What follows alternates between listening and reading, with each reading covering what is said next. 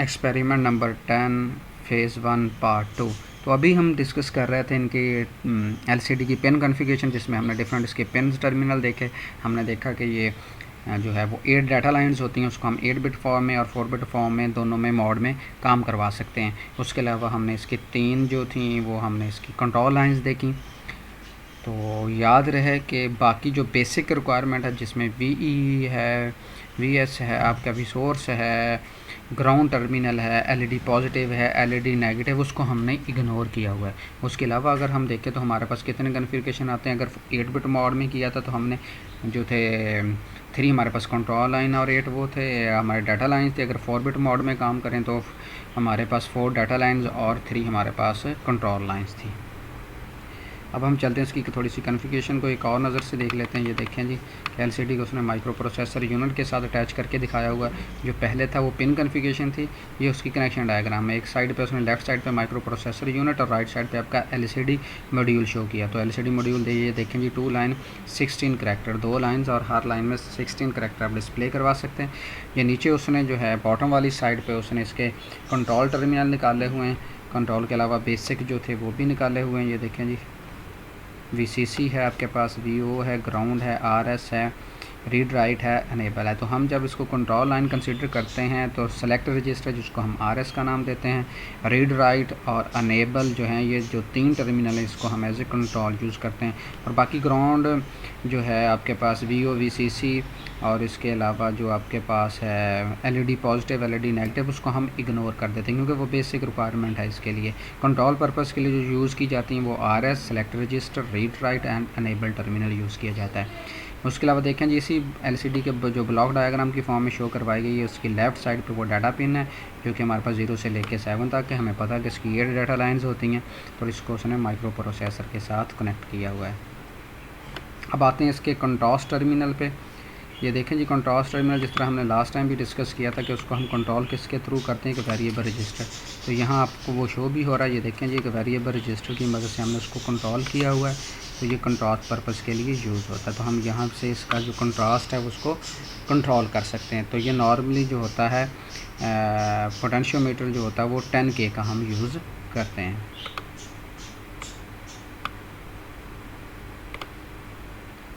आगे चलते हैं जी, display data RAM. Display data RAM क्या होती है? बेसिकली ये एक रैम है जो कि अपने फंक्शन के हिसाब से इसको कहते हैं कि ये डिस्प्ले डाटा रैम है। क्यों? क्योंकि हम डिस्प्ले करने वाला डाटा इसमें टेम्परेरी सेव करते हैं। Store D RAM store the display data, so when we have to display character on the LCD we basically write it into the D RAM. तो डायरेक्टली एलसीडी पे नहीं जाएगा, तो जब आप डाटा सेंड करेंगे तो वो डी रैम में आएगा। डी रैम से आगे फिर प्रोपोगेट किया जाता है for display purpose. For a 2x16 LCD, the DDR RAM address for the first line is from 80H to 8FH, यानी कि 80 से लेके 8F तक जो हमारा है वो इसका एड्रेसेस होंगे। अगर हमारा 2 लाइन 16 की बात करते हैं तो सेकंड लाइन का जो एड्रेस होगा वो होगा 0C0 से लेके 0CF तक। तो आगे वो एक एग्जांपल कंसीडर कर रहा है कि if we want to display on the 7th position then what to do. 7th position है, अगर हमने फर्स्ट लाइन पे करवाना है तो 80 उसका स्टार्टिंग है पॉइंट है, हमने 7th लोकेशन पे लेके जाना है तो 80 + 7 वो 7th लोकेशन हो जाएगी, तो 87 हमारा एड्रेस बन जाएगा। तो हम कह सकते हैं कि हमारा जो एड्रेस है for displaying eight 7th position वो क्या होगा, 87H, जो कि यहाँ पे उसने डिस्क्राइब भी किया है। ये देखें जी, ये हमारे पास वो फर्स्ट एड्रेस लाइन का है जी 80 से लेके 8F तक, और सेकंड लाइन का जो एड्रेस है हमारे पास वो है जी 0C0 से लेके 0CF तक। अगर हम H डिस्प्ले करवाना चाह रहे हैं और फर्स्ट लाइन पर डिस्प्ले करवाना है और 7th लोकेशन पर डिस्प्ले करवाना है, तो इसका मतलब है कि फर्स्ट से लेकर 7 तक की लोकेशन जो बनेगी वो 7 डिफरेंस पॉइंट होंगे। तो हम 80 में 7 अगर ऐड करें तो हमारा क्या बनेगा, 87H बनेगा। इसी तरह आप इसकी सेकंड लोकेशन जो हमारे पास सेकंड लाइन है वहाँ पे भी डिस्प्ले करवाने का जो है वो मैकेनिज़्म इसी तरह पोजीशन एड्रेस वो कैलकुलेट करोगे। 0C0 है तो आप 7 उसमें ऐड कर दें, तो 7 ऐड करके जो आपके पास फाइनल एड्रेस आएगा वो बेसिकली आपका सेकंड लाइन की जो वो 7th पोजीशन पे होगा। मेरा ख्याल है इसकी समझ आ गई होगी आपको। तो ये बेसिक है किस तरह आप हैंडल करोगे। तो जिस तरह हमने पहले भी डिस्कस किया था, जो एक मोस्ट इंपॉर्टेंट टेबल स्टार्ट हो गया है। तो ये असेंबली में तो मोस्ट इंपॉर्टेंट है, अगर आपने सी में कोडिंग करना तो ये इतना इंपॉर्टेंट नहीं है, लेकिन फिर भी आपको इसका समझ आनी चाहिए, क्योंकि ये सारा काम जो है ये बैक एंड पे जो आपने लाइब्रेरी हेडर फाइल इंक्लूड की होती है, उसके जब आप फंक्शन कॉल करते हो तो वहाँ पे ये कॉल हो रहा होता है। लेकिन जब आप असेंबली में काम करोगे तो ये आपको सारा कुछ खुद हैंडल करना पड़ेगा, सारी कमांड देनी पड़ेंगी, इनको एग्जीक्यूट करवाना पड़ेगा, ये भी बताना पड़ेगा कि ये जो है वो कमांड है जो आप भेज रहे हो, ये डाटा है या आपके पास कमांड है, तो फिर आपको ये सारा फंक्शन परफॉर्म करवाना पड़ेगा। तो क्योंकि हम जो है वो सी और असेंबली दोनों को डील करें, तो इसलिए ये भी हम डिस्कस करेंगे। तो अगर डिफरेंट कमांड हमने जिस तरह डिस्कस की थी कि यूज़ की जाती हैं, तो पहली कमांड क्या है कि आपने क्लियर करवानी है, क्लियर डिस्प्ले क्लियर आपने करवाना है। तो फिर आपको कौन सा जो है वो data as a command send करना पड़ेगा।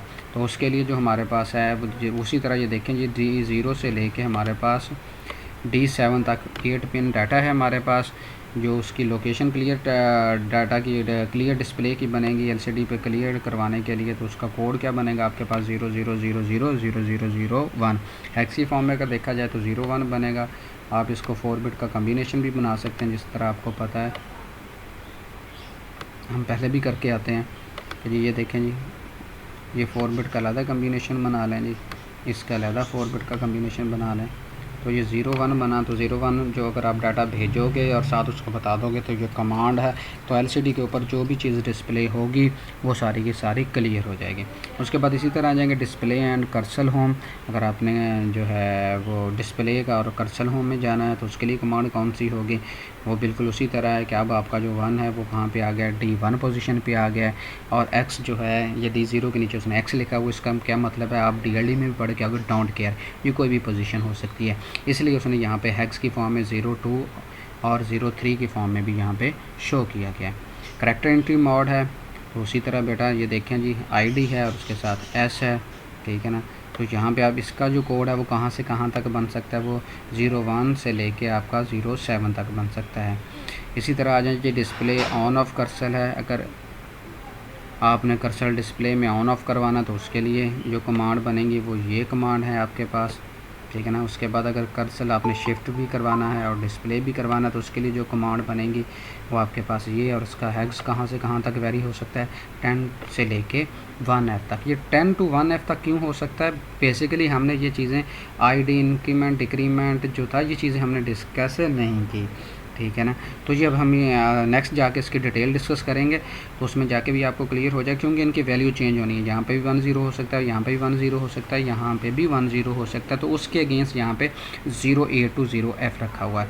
फंक्शन सेट है जी, अगर आपने कोई फंक्शन सेट करवाना है, 8 बिट मोड में काम करना है, 4 बिट मोड में काम करना है, 2 लाइन सिंगल लाइन जो भी आपने उसमें करैक्टर डिस्प्ले मैट्रिक्स में जाके करवाना है, तो उसके लिए आप क्या करोगे, ये उसका फॉर्मेट होगा। इसीलिए फिर यहाँ पे वैल्यू चेंज होगी, यहाँ पे वैल्यू चेंज होने से क्या होगा, आपका जो हेक्स कोड है वो भी चेंज हो जाएगा। वो कहाँ से कहाँ तक वेरी होगा, 20 to 3F। अगर आपने CG रैम का एड्रेस जो है वो सेट करना है तो वो कैसे करेंगे, ये AA से कि आपका जो है वो मतलब ये है कि यहाँ पे कोई ना कोई स्पेसिफिक एड्रेस होगा, A for address. Set display address, तो उसके लिए भी आपके लिए जो है वो डिफरेंट एड्रेस फील्ड होगी। दोनों में देखने फ़र्क क्या है, ये 6 पोजीशन पे 1 है, लेकिन यहाँ पे भी जो है वो अगर सेट डिस्प्ले एड्रेस करना है तो उसके लिए 6 पोजीशन पेपर पर भी आपका एड्रेस होगा। आगे चलते हैं जी, अब वो डिटेल आगे जो मैं कह रहा था कि जी वो चेंज होगी। अब देखें जी, जिस तरह हमने डिस्कस किया था ID for increment and decrement. अगर आपने इंक्रीमेंट एंड डिक्रीमेंट करवाना तो उसके लिए क्या होगा जी, ये बेसिकली हम किसकी बात कर रहे हैं, करैक्टर एंट्री मोड की। अब करैक्टर एंट्री मोड में देख लेंगे जी, अगर आप 1 यहाँ पर रिप्लेस कर दोगे तो वो इंक्रीमेंट होगा, अगर 0 रिप्लेस कर दोगे वो क्या हो जाएगा, डिक्रीमेंट हो जाएगा करैक्टर एंट्री मोड में, ठीक है। और ऐसे क्या है, आपका जो डिस्प्ले शिफ्ट है वो ऑन हो जाएगा, डिस्प्ले शिफ्ट ऑफ भी आप करवा सकते हो।